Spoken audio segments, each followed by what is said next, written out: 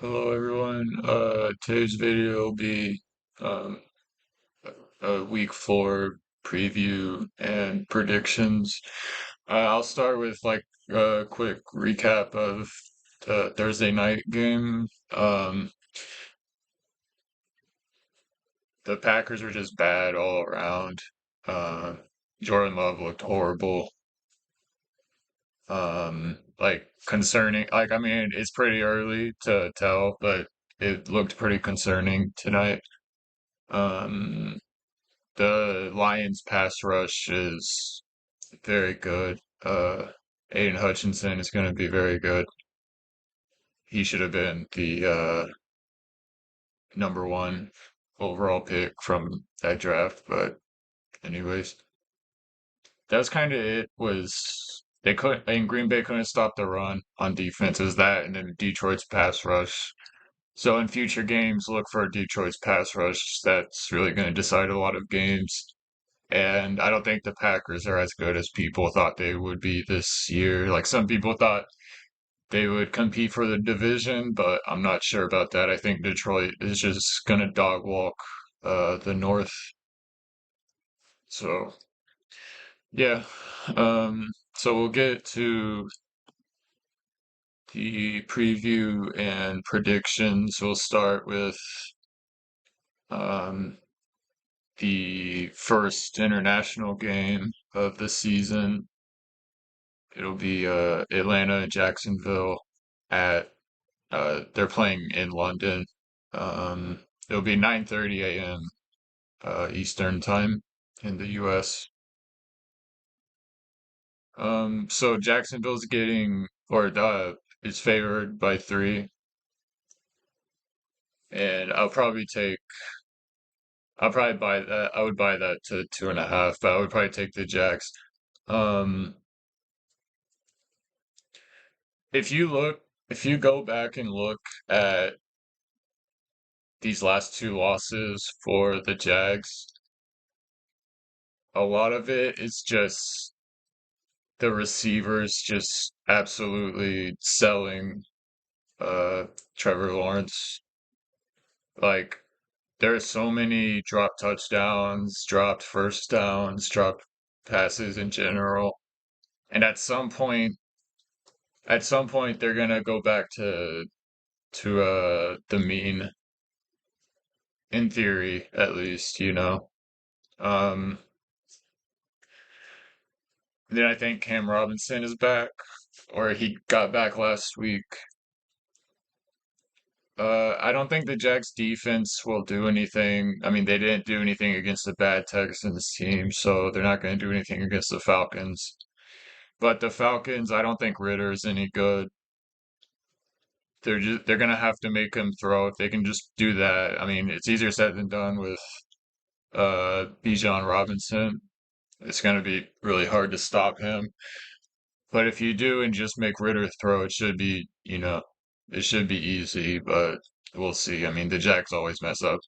And also, like, international games are always just weird because everyone's body clock is thrown off by 6 hours, and you're in like a hotel for a week. And so I can't advise anyone to take like an international game, but for the sake of the channel and picks and whatnot, I'll pick the Jags minus 2.5. Um, Next we have Cincinnati at Tennessee. I'm gonna go. Tennessee is getting 2.5 here. I'll take that plus 2.5. You could buy it to 3, but yeah, I'll take the 2.5. Um, Cincinnati, like they still don't look good. I know they won last week, but the Rams, they could have won that game. They had some touchdowns taken away. It's kind of just a weird game overall, but Joe Burrow still doesn't look healthy. I think T. Higgins is dropping passes.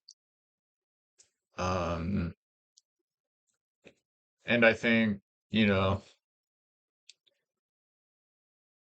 I think Vrabel will be able to capitalize on a struggling Cincinnati offense.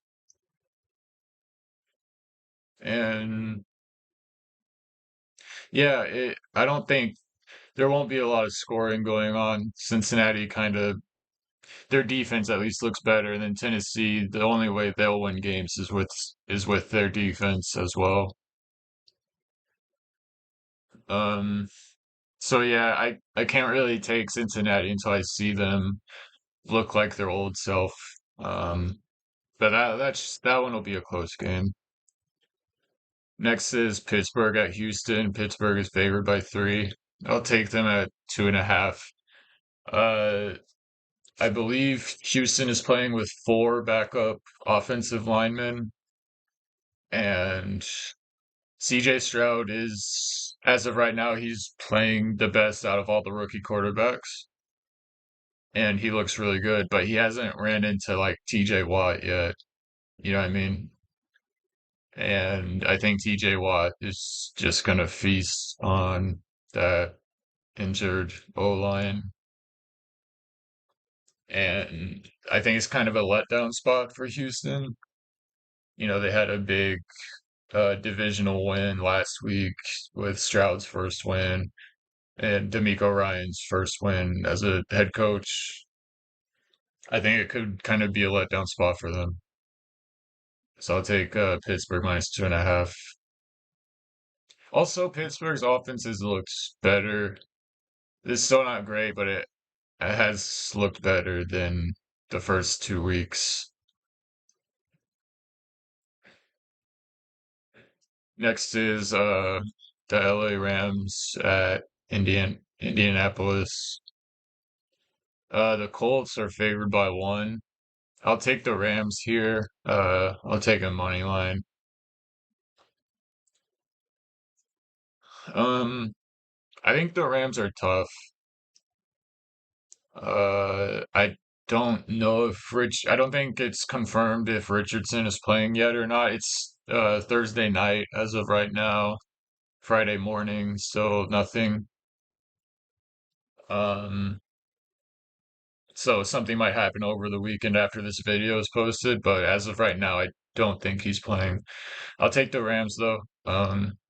They really could have won that game last week, and I know, could have and whatnot, but they're tough. They have some good receivers. If Stafford plays well, they should win handedly.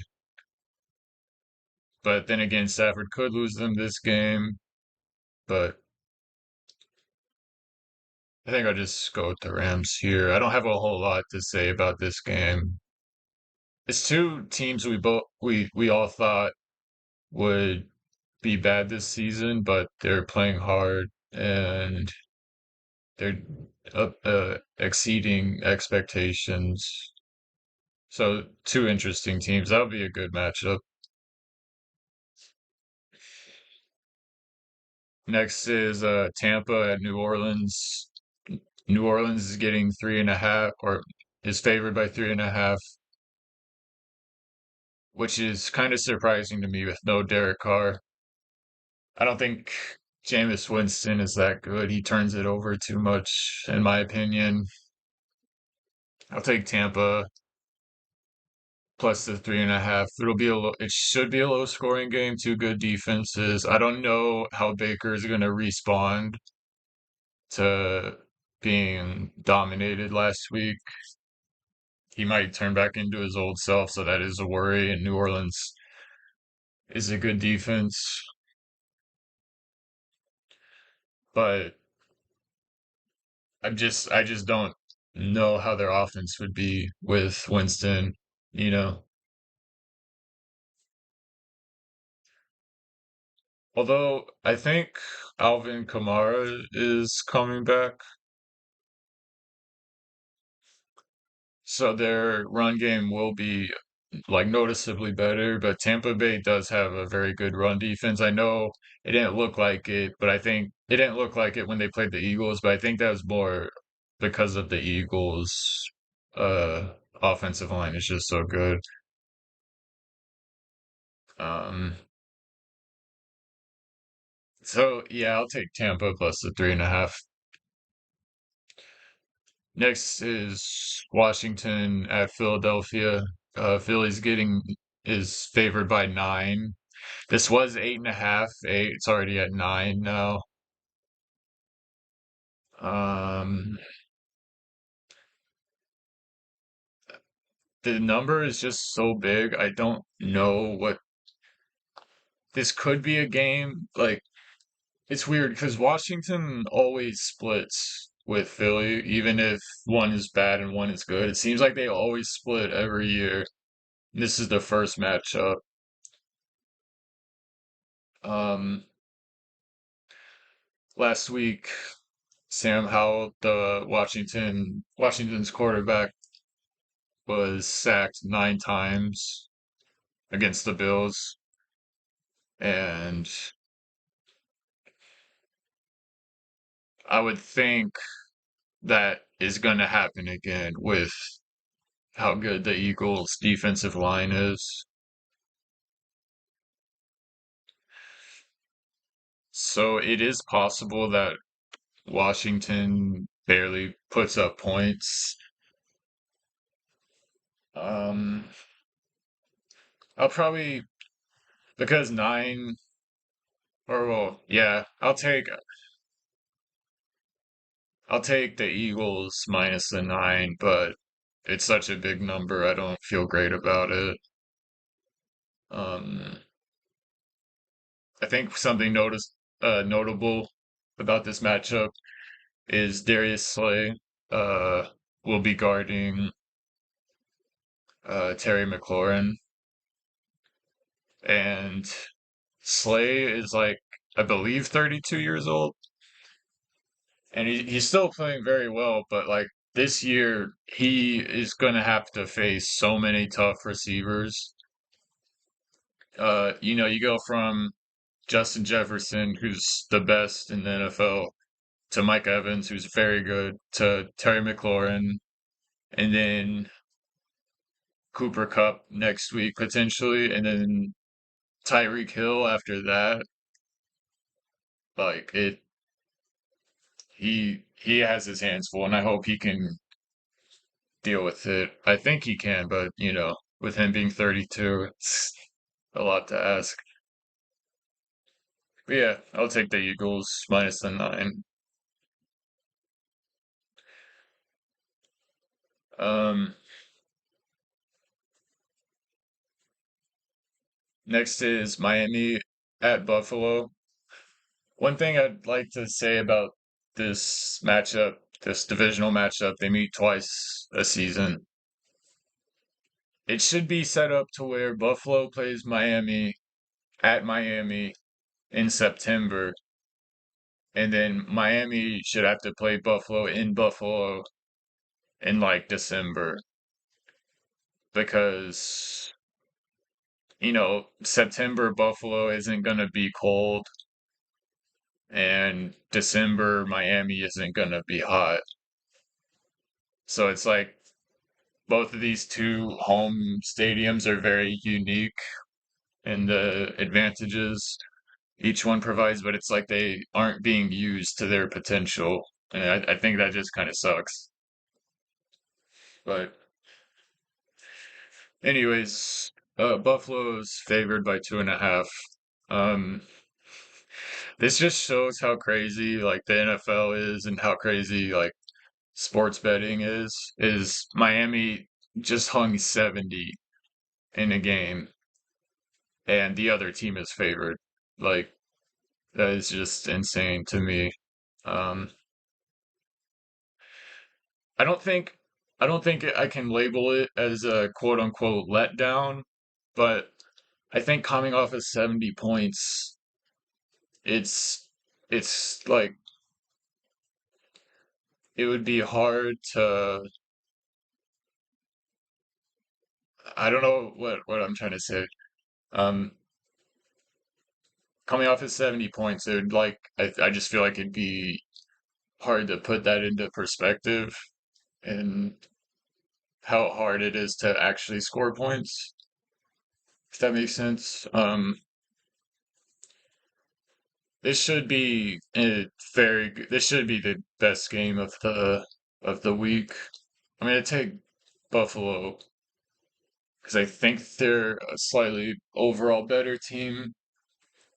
However, Josh Allen, if he if he throws multiple interceptions in this game, then it's gonna be a real problem.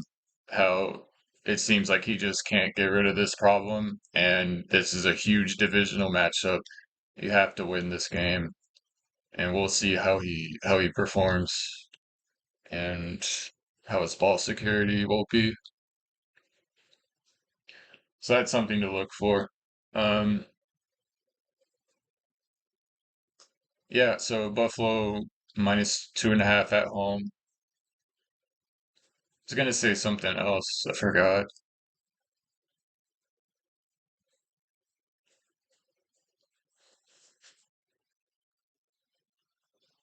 Uh, yeah, I was just gonna say like Miami is a very good team. I'm not saying they're not. Like they are a top three team easily. Tua's probably the favorite for MVP at this moment. Um, this is also a game I feel like whoever has the ball last will likely win the game because these offenses are just so high powered and they do have good defenses. I think Buffalo's defense is a little better, but I don't think it's really going to matter because Tua gets the ball out so fast. And Buffalo isn't, I don't think they're that great at stopping the run. Miami has a great run game, but Miami, I don't think they faced a team that pass rushes as well as Buffalo, at least at this moment. I don't think. So yeah, it'll be a great game. You can't go wrong with either one of these. I wish I don't know why they don't do this, but they should put this game on Sunday Night Football. With Rodgers injured and Zach Wilson out there, there is no reason for that game to be on Sunday Night Football. I understand not being able to move a game from Sunday to Monday or Monday to Sunday or something like that. Like I totally get that. But if the game is on Sunday in the first place and move it into a separate time slot on the same day, I don't see why that can't happen. Like, because that this night game is gonna suck. We'll get to it later, but yeah, I don't know. It bothers me. And it's like you got nine 1 p.m. games going on, and this is the best one. It's gonna be hard to focus on all of them. You know what I mean? Next, we have the Vikings at the Panthers. I think the Panthers are kind of just not a dumpster fire, but they aren't good like at all.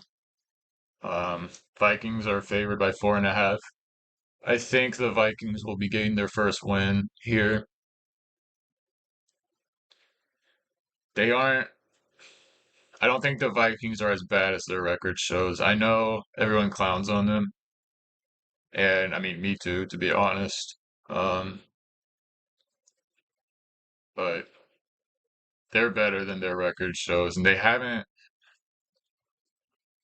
I don't think they've really played a bad team yet. I mean, they played Tampa. They kind of gave the game to Tampa that in week one. Um,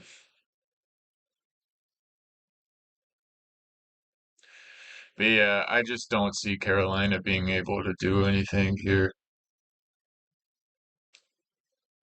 And their offensive line is major red flags. Excuse me. Yeah, I'll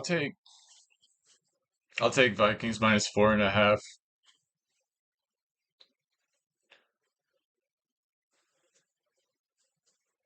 I think I don't know, 4.5 is a little too much than I'd like, but I'll take it. Next is Denver at Chicago. This is the toilet bowl. Um, both of these are 0-3 teams. Both of these teams are dumpster fires. both of these teams are in hell. Um, Denver, they just had 70 hung on them. In Chicago, they're crumbling at every level of the organization. And again, like I said, to put it in perspective of how crazy sports books are, the team that just got hung 70 put on them is now favored by 3.5. And that just shows how bad Chicago is and how dead they look. Like that team is dead. Um, Denver, in comparison to Chicago, Denver has at least been able to demonstrate that they can put points on the scoreboard. Um, so I'll take Denver, but I would buy the spread down to 2.5 instead of 3.5.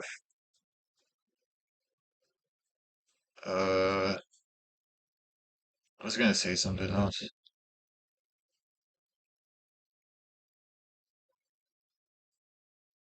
Oh yeah. Okay, so when it comes to like sports betting and picking teams and whatnot, I feel like with Chicago, you just have to pick against them every single week until they can prove like that they aren't dead.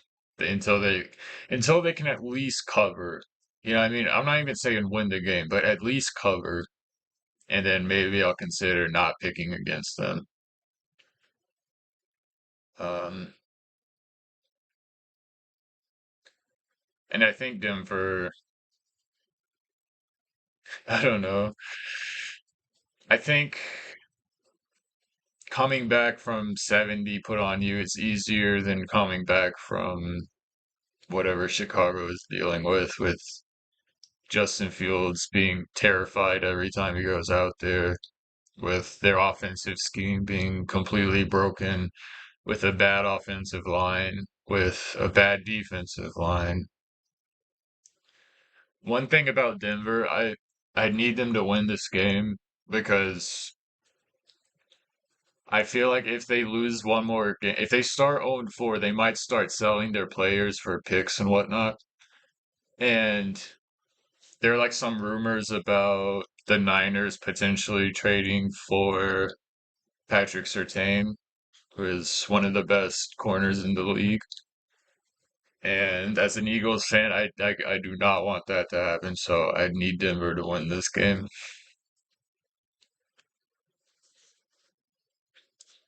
Next is Baltimore at Cleveland. Cleveland's favored by 3. I'll take them at 2.5. Baltimore looked kind of not, they did not look great last week against the Colts. There's some red flags going on. Lamar is turning it over too much.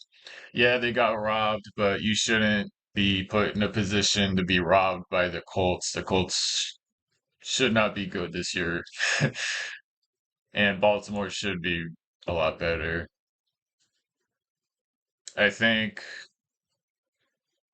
I think Cleveland's defensive line is just gonna eat them. This will be a low scoring game, I think. And Cleveland might have the best defense in the league. It's hard to really put that into wins because Deshaun Watson makes it so hard on the offensive end. I think I heard somewhere a stat that the offense is more responsible for opposition points than the defense is. Like for example, if a quarterback, if Deshaun Watson throws a pick six or whatever, like that would count as points given or allowed by the offense. And so like there's more points given up that way than through the defense with Cleveland, if that makes sense. So yeah, I'd take Cleveland minus 2.5. Next we got uh the Raiders at the Chargers. The Chargers are favored by 5.5. I really don't know what to do with this game. Both of these coaches are bad.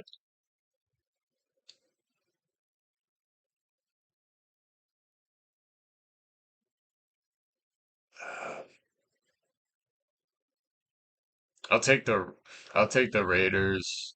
Um, plus I would buy that up to plus 6.5. Or no, I'm sorry. Yeah, I'll take him at plus 5.5. I don't know what to say about this game. Both coaches are bad. Justin Herbert is very good. As I'm talking about it, I kind of think maybe I should switch, but I just, like I said, I really don't have much on this game. Uh, I don't like Brandon Staley, so I'll just stick with the plus 5.5 with the Raiders.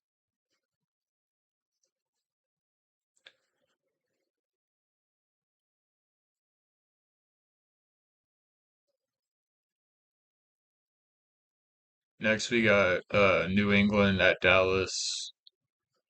Okay, so Dallas is favored by 6.5. I was gonna take New England here because of the way Dallas looked last week, but if you go back to last season, there were games where Dallas would just completely fall apart in, and then the next week they would go back to looking like they're contending selves. And I think that's going to happen again this week. New England, their offensive line isn't very good. Dallas will pass rush very well. I think you can run on Dallas, but I don't trust New England's running game. So I'll take Dallas minus 6.5. I don't think Mac Jones is good enough to beat that defense. Granted, Trayvon Diggs is out for the season, and I think they're still going to be trying to figure out how to play without him. Um, but yeah, I don't know. I don't trust Mac Jones. I don't trust New England's running game or their offensive line. There will, I think both quarterbacks will have an interception this game. Um, but yeah, I'll take Dallas getting the six or favored by 6.5 at home. Next, we have Arizona at San Francisco. The line is 14.5, and I get why the line is like that because the Niners are just that good and the Cardinals are not projected to do well. But the Cardinals have been in every single game that they've played. They play every opponent tough. They could be 3-0 right now. I mean, I know they're not, but like that's how close the games were that they've played in. So I think San Fran will definitely win this game, but 14.5 is a lot, and the Cardinals have played close. So I'll take Arizona plus the 14.5. If you want, you could like try to middle it or put in your teasers. Uh, and finally, Sunday Night Football, Kansas City at New York Jets. This game is going to be awful. Um, the only like redeeming part of this game is going to be watching the Kansas City offense playing against the New York defense. Like score is irrelevant. Completely forget about that. The only enjoyment you're going to find from this game is watching Mahomes versus this defense. And even then, I'm not too sure. I think the defense is completely demoralized. They don't care. Like, they hate Zach Wilson. They're not playing for anything. They know they're going to lose the game. The line is 8.5. A lot of people are coming in on the Jets, and I get why. I just think there's a human element to it of the Jets are already defeated until they get another quarterback in there. So I'll take Kansas City minus 8.5. That is a lot. But I did this, I think 2 weeks ago. The Dallas Cowboys played the Jets. I think in week two, the spread was like 10 or something, and I took the Jets because of the theory of that the defense is so good, it'll keep them in it and big spread, but it wasn't even close. So I think the same thing will happen here. Take Kansas City minus 8.5. Um, oh, and then, okay, I'm gonna go on a little tangent here about Zach Wilson. So the coach of the Jets, Robert Saleh, he came out and said that like he believes in Zach Wilson and they're fully behind him. And but like the Jets defense, there's been rumblings of the Jets defense is just like completely fed up with the guy and they hate him. And they know, like I said, they know that points aren't going to be putting up. And I think the reason Saleh is so hesitant to put another quarterback in there is that once he does put another quarterback in there, every player on the team is going to realize, oh, okay, we can't win with Zach Wilson. I mean, they kind of already think that, but as soon as like that new quarterback comes in, it's just going to immediately be, okay, like the other guy, we can't win with him. Like we're going to be with this new guy now. So I think that's why he's so hesitant to do it. Because if they get someone bad, like it's also going to be bad, you know? Uh, if you want my honest opinion, this is just hilarious. And maybe I'm just doing it because it's a funny outcome, but the Jets need Carson Wentz. And I can't believe I just said that. But I mean, what else are you going to do? You're not winning with Zach Wilson. Matt Ryan is going to get killed behind this offensive line. At least Carson can scramble. If you trade for Kirk Cousins, what are you going to do next year? You know, Kirk wants a new deal. If you trade for him, that's only going to be for this year because Aaron Rodgers is going to want to come back next year. So, I mean, what do you do? It's Carson Wentz or Zach Wilson. At least that's what I can think of. I don't, maybe there's another option I'm just not thinking of. But yeah, I go get Carson Wentz. That's my answer. I also think it's important to remember the human element of this. Like athletes are humans too, and it's gonna happen. But when Zach Wilson gets benched, it's gonna get really ugly, and people are gonna be horrible to him. His own fans are gonna want him dead and whatnot. And so it's just PSA, it's important to remember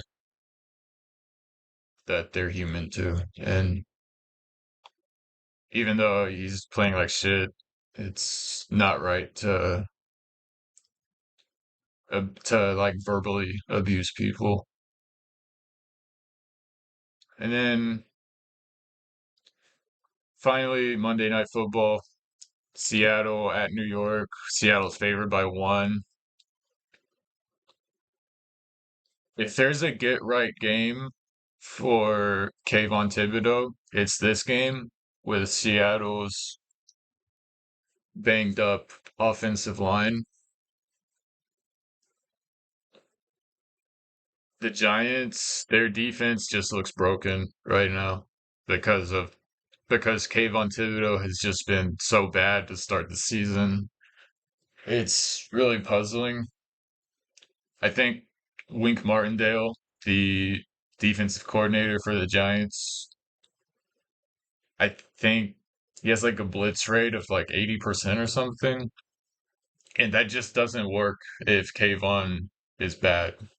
Dexter Lawrence is doing all he can, but you need Kayvon Thibodeau to actually do something.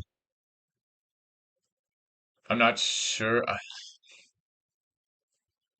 Seattle, they look good. I mean, I know Carolina's pretty bad. They beat them up pretty good last week. And Gino has showed that he's really resilient during mid game and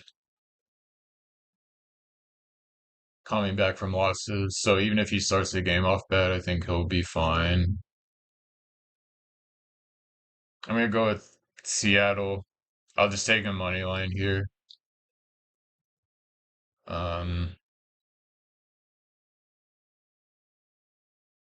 and yeah, I don't know. New York, the Giants, they don't look right. Daniel Jones doesn't look good. I think Saquon might still be out.